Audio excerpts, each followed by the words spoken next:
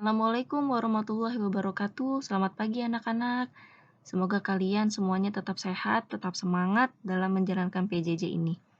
Alhamdulillah kita masih dipertemukan di pertemuan ketiga, walaupun hanya dengan video suara aja.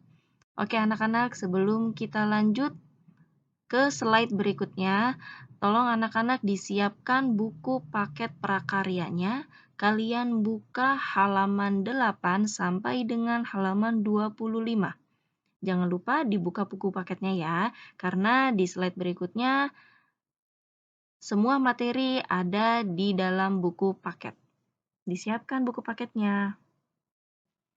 Yuk, kalian buka buku paketnya, Ibu sambil menjelaskan di sini. Sudah siap ya?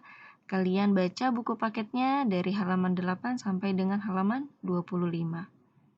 Oke, sebelum kalian membuat sebuah kerajinan dari bahan lunak, yang harus diperhatikan itu ada 3. Yang pertama adalah keterampilan tangan, keterampilan teknik, dan kedaerahan atau tradisional. Kalian juga bisa baca ya, keterampilan tangan itu adalah kerajinan dibuat dengan menggunakan keterampilan tangan. Yang kedua, keterampilan teknik, benda-benda kerajinan dilakukan secara berulang-ulang. Kedaerahan atau ketradisionalan, contohnya, kalian pernah melihat sebuah tas dari rajutan. Nah, itu tas rajut itu dari mana asalnya? Itu dia masih menggunakan adat istiadat Kerajinan dari bahan lunak biasanya dapat dipilih menurut manfaatnya. Yang pertama, apa? Ya, benar, kelengkapan busana. Kelengkapan busana kalian bisa lihat gambar di huruf A. Ya, itu adalah kalung. Dibuatnya dari floor clay. Yang kedua adalah kelengkapan suatu benda. Kalian bisa juga lihat contoh gambarnya di nomor 2, itu jadi tisu, kotak tisu itu dibuat dari keramik. Yang ketiga adalah kelengkapan rumah atau bangunan.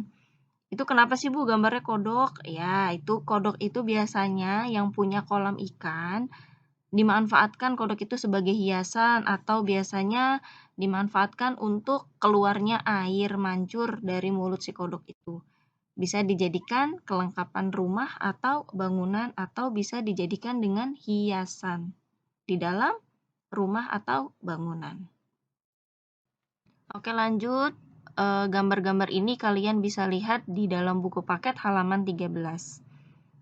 Oke, di gambar tersebut ada sabun, ada lilin, ada getah nyatu, ada foreplay, dan lain-lain.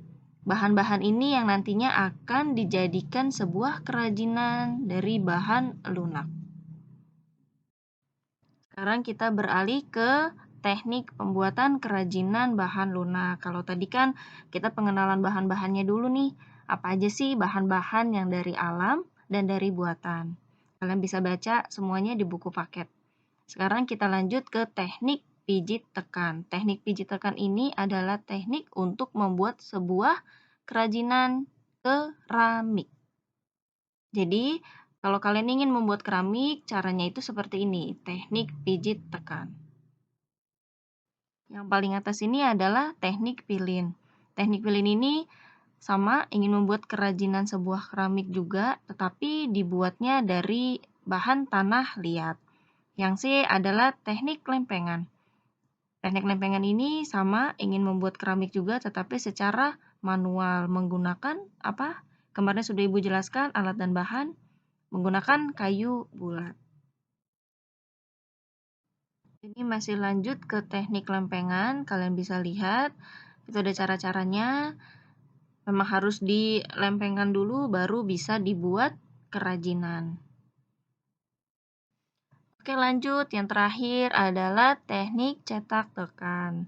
Teknik cetak tekan ini bagaimana sih Bu maksudnya? Ketika kalian punya bahan tanah liat, kalian punya cetakan nih. Cetakannya misalkan ada gambar kupu-kupu atau bunga. Kalian cetak tanah liat tersebut di wadah cetakan tersebut. Nanti kalian keringkan, ketika jadi hasilnya itu bisa menjadi sebuah kerajinan bahan lunak dari tanah liat. Yang kedua adalah teknik cetak cor. Teknik cetak cor ini harus diukir, harus dipahat. Yang terakhir adalah teknik putar. Teknik putar ini menggunakan alat putar. Itu sama juga dengan alat tradisional yang diputar, kemudian dibentuk bisa menjadi sebuah keramik. Bahannya juga sama dari tanah liat. Oke anak-anak, sampai di sini pertemuan yang ketiga ini. Mudah-mudahan kalian gak bosen dengerin suara Bunia di sini.